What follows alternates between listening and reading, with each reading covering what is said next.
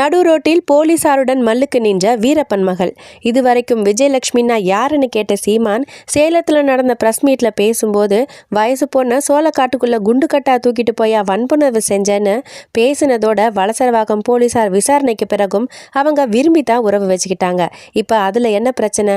6-7 மாசம்தான் பழக்கம் இருந்துச்சு, சரிப்பட்டு வரலன்னு போயிட்டாங்கன்னு தடாலடியா பேசினாரு. இதுக்கிடையில மறைந்த சந்தன கடத்தல் வீரப்பனோட மகளான வித்யாராணி சீமானுக்காக கண்ணீர் விட்டு போலீசார்கிட்ட தள்ளுமுள்ளுல ஈடுபட்ட சம்பவம் பெரும் பரபரப்பை ஏற்படுத்துச்சு. சென்னை வலசரவாக்கம் போலீஸ் ஸ்டேஷன்ல விசாரணைக்கு ஆஜரான சீமானுக்காக வித்யாராணி தெருவில் போலீசாரோட மல்லு கட்டினாங்க.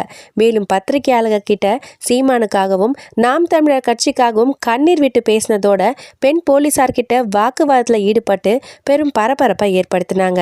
சீமான் கிட்ட விசாரணை நடக்கும்போது நானும் அவரோட இருக்கணும்னு பயங்கரமா அடம் பிடிச்சதோட போலீசார் தடுத்து நிறுத்தினதால கண்ணீர் விட்டு கதறி எழுதாங்க. வித்யாராணி நடந்து முடிஞ்ச 2024 நாடாளுமன்ற தேர்தலில் நாம் தமிழர் கட்சி சார்பா கிருஷ்ணகிரி தொகுதியில் போட்டியிட்டு குறைந்த வாக்கு எண்ணிக்கையில் வெற்றி வாய்ப்பை தவறவிட்டது குறிப்பிடத்தக்கது.